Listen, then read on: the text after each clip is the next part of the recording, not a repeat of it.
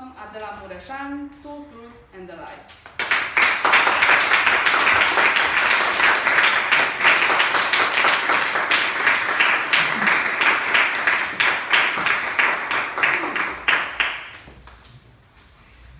Oh boy, how can I top that introduction? If this was a YouTube channel right now, I would advise you to watch my previous speeches and deduce whatever life-inspiring meaning you can find over there. Thank you. But I won't do that. Last year, I renewed my bank card.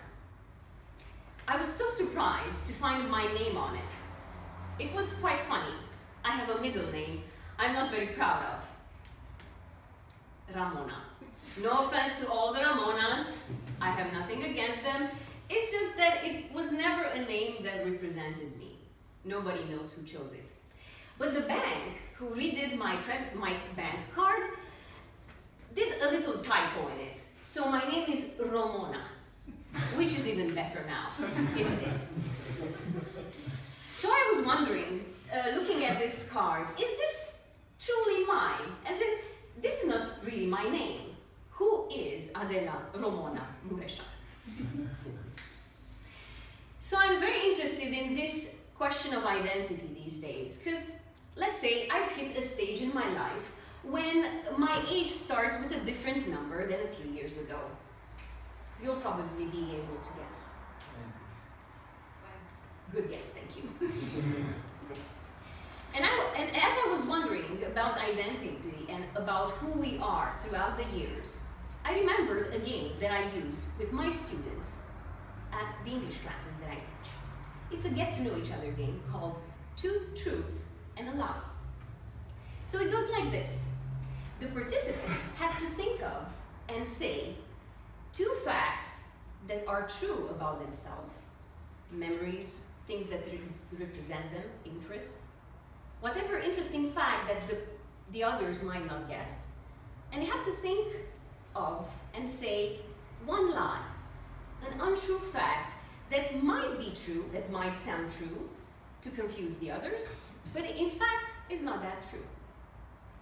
It's an interesting exercise, don't you think? Which are the two things that we choose and define ourselves in certain moments of our lives?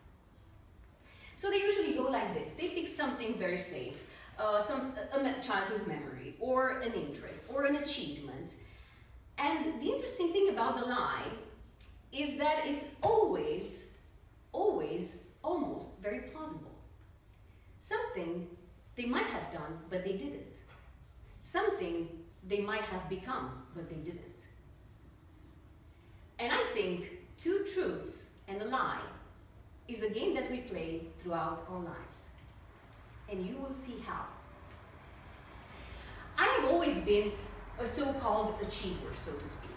I was the one to get the good grades, to work hard, to get stressed, just as you've seen me before this speech, to think I won't be able to make it, and then somehow make it. And at every obstacle, at every achievement, I would say, whew, okay, this was hard, but life goes on. And I went through these moments, these peaks where I felt exhilaration, happiness, enthusiasm, and all those positive feelings, which lasted for about 10 minutes. And then life would get back on track. And I often wondered, who am I? Am I this person who is capable of achieving things, or am I this person who is always dissatisfied with some things? Am I the achiever, or am I the person chasing the achievements and never getting them? Which one was the true story about myself? Because the funny thing is, the stories that we tell, the two truths that we select in a game, might be the stories that we tell about ourselves to other people or to us at certain points in our lives. So I went through these stages in my life with deep regrets and unhappiness, to fun and making fun of things. And these extremes always, but always bothered me. Who was I? And a couple of years ago, I went through a very big change in my life. It was a shocking kind of change, the one that really shakes you up when the carpet is taken under and swept off under your feet, and you just stumble and fall, and you don't know who you are. You know, the kind of changes, the end of something, the unknown, end of relationships, end of jobs, end of stages in your lives when you don't know who you are. So I went through this dark period of my life when my thoughts about myself were neither positive nor negative. They were just blank. And at that time, a friend of mine told me, you have to change the way you think about yourself. And I said, yeah, I know, I've read all the books, I've read all these things. How can you change the way you think about yourself? This is such a mechanic exercise. This is something people can do. These are my thoughts. I cannot change my thoughts. This is me. I cannot change something negative for the positive and so on and so forth. So I left it like that. Your thoughts are you, and they cannot be changed. They can be changed for a moment, but they cannot be changed to change you. A couple of years later, a couple of months ago, I was part of a group therapy as a facilitator for people who were going through a breakup. I was the person who had to select nice literature text to help these people go through this difficult period of their times. And talking to the psychologist, we were discussing the meetings, and at some point she said, okay, this is the meeting where we teach people how to train their thoughts. And I said, I know. Yeah, okay. Good luck with that, I said. So we had objectives of the session, people observing their thoughts, analyzing them, seeing whether they were logical or not, whether they were rational or not, whether they were way too negative, and then changing them for something rational. And I said, yeah, I've done that exercise, I know what that means, it doesn't really change too much. But then, we hit a bump in the road. There were people who could not go through that dark period of their lives, who could not really find themselves in that dark moment, and they could not understand how to change their thoughts. And my perspective changed. I said, okay, we have to find something so that these people understand what this is about, so that the therapy would go and we could help them. I didn't believe in that method, but I had to help them somehow. And I found one story. It's one of those cheesy stories that you find on the internet. But sometimes cheesy stories can change the way you think. And it goes like this. An old Cherokee is teaching his grandson about life. And he says, there's a fight going inside me, a fight between two wolves. One of the wolves is evil. He is full of greed, of resentment, of self-pity, of ego, on inflated self-importance, and so on.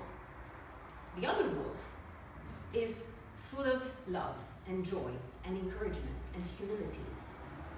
And these two wolves fight inside me, and they fight inside you as well.